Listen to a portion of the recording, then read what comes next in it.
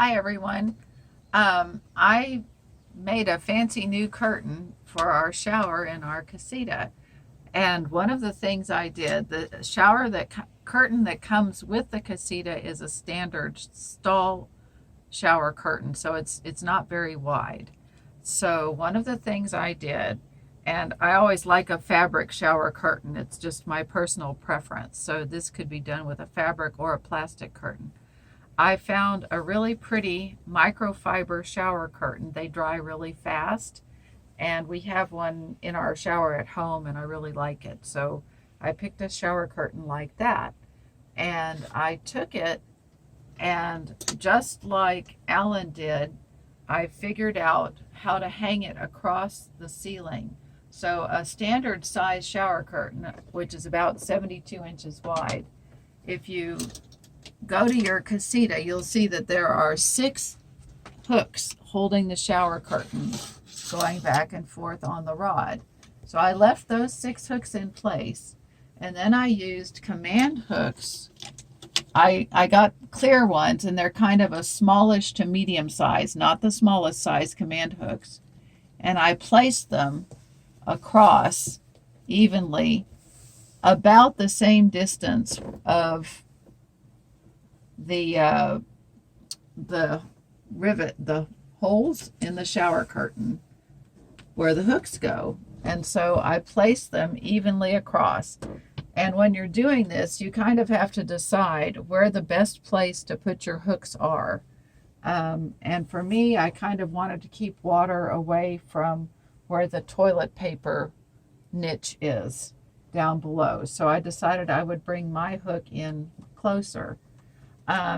It's important to note that the hook that where you start changing direction works better if it's hitched, if it's turned the opposite direction of the other hooks.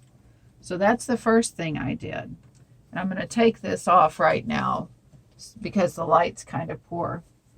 Then I got, in order to keep the shower curtain positioned where I wanted it to, I got some, they're just shower curtain holders. They're little clips. And you take the shower curtain, and it does say when you're looking into these that you need to have a fairly heavy duty curtain. A very light plastic won't hold well. But there are plastics that will hold, and fabric will definitely hold. And you basically just slip the shower curtain into the slot, and there's little nubbins that hold it in place.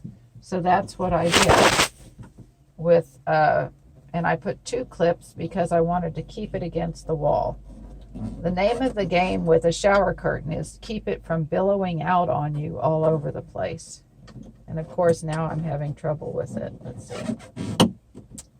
There it goes. Okay, so you're trying to keep the shower curtain from billowing out. So that serves that purpose.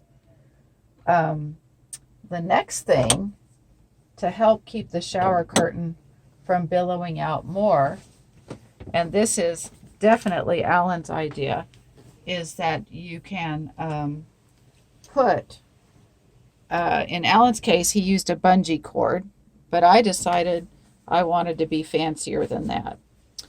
And the way you do it is you go to the very center of your shower curtain, which is about where, well, actually, I guess it's not the center. It's about where the 6th clip comes down.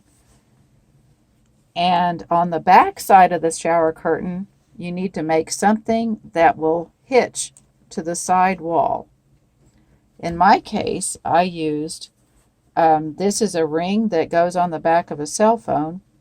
And this is, and it's 1 inch diameter, and this is a 3/4 button on a piece of ribbon. And I'm just going to take that, and I sewed it onto the back of the shower curtain, and it clips into place, and it holds the shower curtain against that wall. On the inside of the shower curtain, and this is especially important when you're using the exhaust fan, because the shower curtain will be pulled towards you when you use the exhaust fan. Then, this is a ribbon that I was using on another craft project, and I realized it was way prettier than my original idea, which was a shoelace with a clip on it. So I had an original idea, and this was my original idea, sewn to the middle of the shower curtain on the inside of it, and then I would have done the same on the opposite side, but I decided to get fancy. And so I took a ribbon that I had and measured it across the door. I left it a little long so I can adjust it, sewed the button on the end, and you can flip this little ring holder up and down and secure it in place. And what that does is it keeps the curtain from billowing into the shower space. So it reduces that billowing. And I did the same thing on the other side. It's important to measure this yourself. You may decide that you want to put your hook way over here.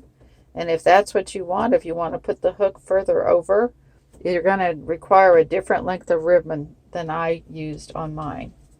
So let me get this out of the way. This one just flips up, and again, the button hooks securely against the wall. I did leave a little loop in the end of the ribbon so that I want to, at a later point, put a hook instead of a button. I didn't find any hooks that I liked, though. I can do that. So I left my options open. And so I don't want to mess the light up in here, but you can see that this all then gets held in place nicely. So for some reason I'm having trouble hooking that. But, and I'm kind of going backwards across. But you can see that it works pretty well. It relies on tension to hold things, I would say. And that's kind of important to remember. So you need to, when you're putting it all together, you're going to have to practice to figure out exactly where you want to put all the attachment places. But you can see that a clip like this, dollar store, you can run a shoelace through the round part of the clip or a ribbon and just tie it on. You don't have to go to all the business of a fancy button if you didn't want to. I do like the cell phone ring because the white kind of blends in nicely, and I like the way that that looks. And I like that it can flip up to get looser, so I can unhook my button and flip it back down to secure it better. So there you have it, my fancy little shower modification. The other thing that I like to do, and I don't like, in the Casita, there isn't any way to leave this strung up all the time unless you have it on some sort of suction cup arrangement. So what I've done is I just take and I kind of gather it up, the shower curtain that doesn't stay on the rod, and I've got one of these little clippies from I think I got it at Big Lots actually, to just kind of gather that up together. So when I take the shower curtain and I'm done with it, I unhook it from all its little spots, and I've got it all gathered up here in the top corner, and I take it and I just put it over the vent pipe, and it gets it all out of the way. And I like the way it looks. I think the little blue swag adds some fun to the space, and I'm very pleased with how it all turned out.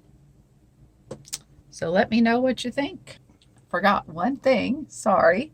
The one thing I think I might do is I might, once I get my sewing machine out, cut about 4 or 5 inches off of the bottom of the shower curtain, because I don't like the way it drags the floor. And I don't like to have the shower curtain puddling on the floor.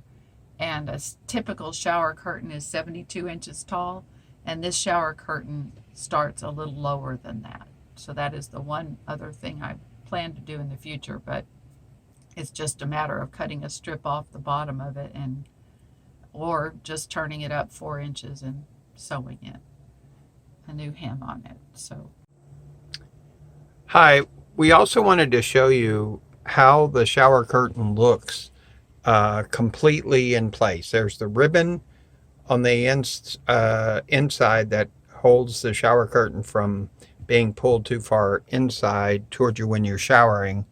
And here's what the inside looks like with all the hooks attached, all the side mounts attached, and you can see it completely holds the shower curtain in place, and it stays in place while you're showering. So it makes like a nice little shower enclosure. The only thing that gets wet is the sink and you in the little shower compartment. Thanks. See you in the next video.